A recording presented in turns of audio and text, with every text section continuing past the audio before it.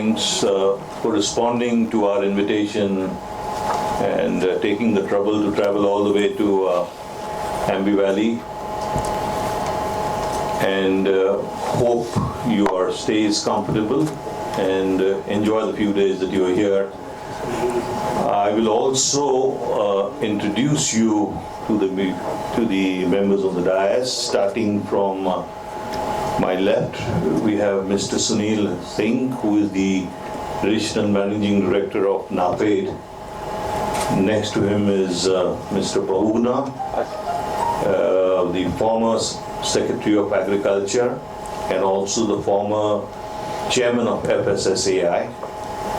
Cindy Brown, you all must have already met. She's a farmer, she's a producer, she's a processor and a pulses trader, but most importantly, she's the president of the Global Pulses Confederation.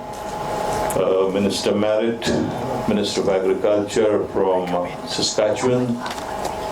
To my right is Chandrasekhar, who all of you do know, and the president of the India Pulses and Grain Association, Mr. Jitu Bera. So were present last evening, but I just wanted to make a few comments on IPGA. So this is our fifth edition of the IPGA. The first one was in 2012, which was a resounding success. We had a complete full house, and that's when we decided that we will have a biannual meet. We had one in 2014, I think it was in Goa, followed by Jaipur, then Delhi, and now here in Ambi Valley. IPGA since then has gone a long way. We have been associated with the trade, with the processors, but most importantly that we went into a project in rural India. So we have a drought prone area in Maharashtra, and in two particular districts of Bhokardan and Pulambari, we went through a water, we started a water rejuvenation project. So our team members went there, we saw the dry area, we saw the dry riverbeds, and we did 25 kilometers of digging of trenches. Our team members were personally there. Pradeep headed this whole effort. We had support of the local government machinery, and having dug these 25 kilometers of trenches after one monsoon, we were able to rejuvenate almost 150 villages in that catchment area. And if I'm not wrong, we created a water groundwater level, which really obviously went up, and we created a groundwater storage of we assume almost 4 million liters.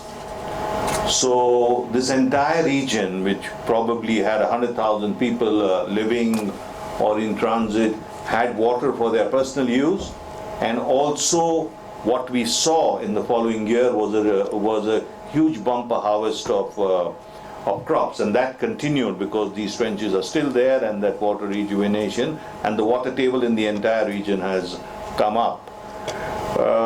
We are now planning to tie up with certain organizations like ICRISAT, and I intend to propose to my colleague on the dais, Mr. Singh, to tie up with NAPED also to conduct pilot farms on this land. And we have identified certain farmers, because obviously we do not want to take a large area and end up with a result which is not as satisfactory. So we are going to take pilot farms where we are trying to get in as much of inputs as we can, and also certain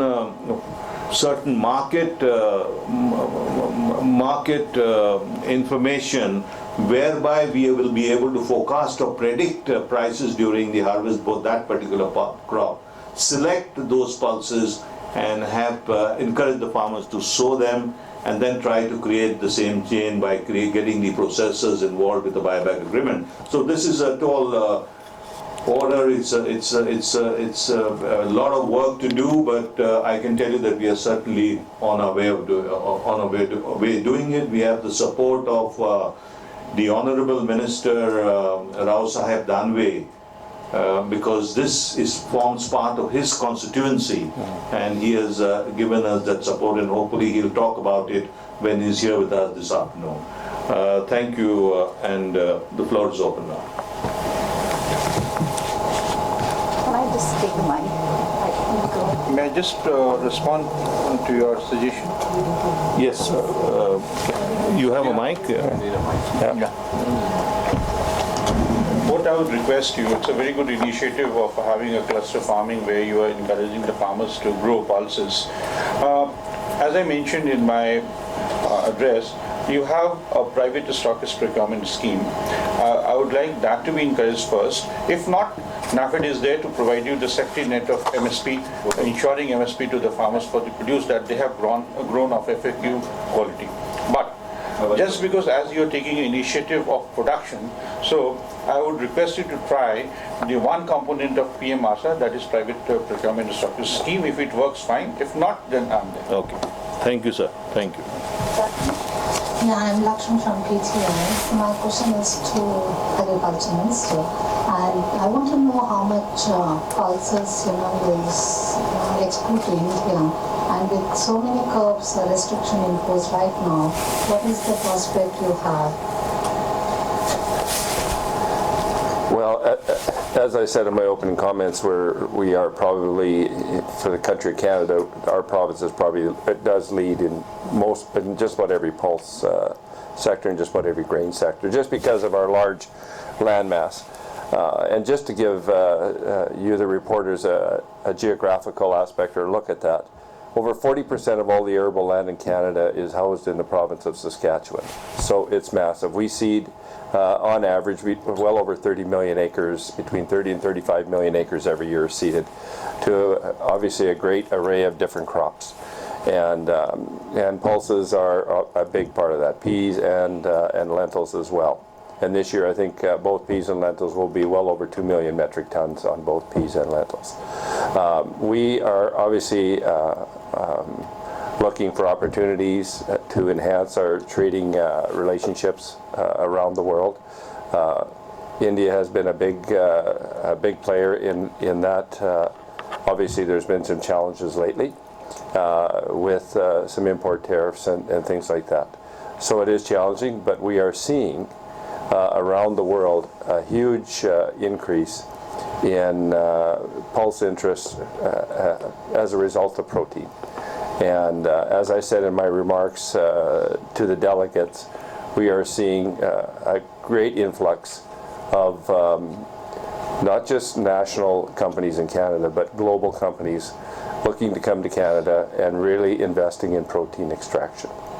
And they're doing that, and that's where we see a huge number of our pulse crops are going to be consumed that way in the value-added process. And I'll give you an example of what we do in the government side to enhance that. We invest significantly in research through the Ministry of Agriculture in partnership with the federal government to the University of Saskatchewan in the agriculture faculty. One of the projects we approved last year was a team of professors feel very strongly that they're going to develop a yellow pea that will have protein greater than 25%, which is high. But that's the kind of projects we're doing, that's the kind of research that's going on, and I must say that we are attracting researchers from around the world as a result of that. How much we export? Yes. It'll be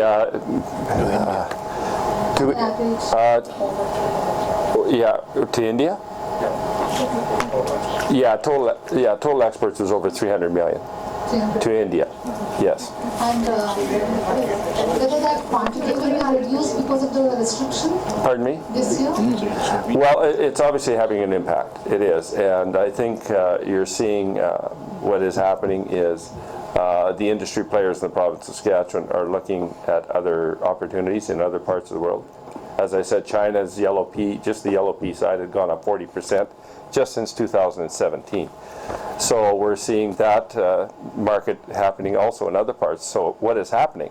As a result, if companies are having issues of getting pulse crops into India, they're going to look for other opportunities to move the product, and that's what's happening. Doesn't India being the largest consumer, what do you see? Yeah, countries well, consuming? yeah, I do see it, and that's why I said my remarks the way they are. As a farmer myself, and grow pulses myself, that's the first thing we look at for is market trends and where things are going to go, because then I can make a decision within a few months of whether I'm going to seed pulses or not.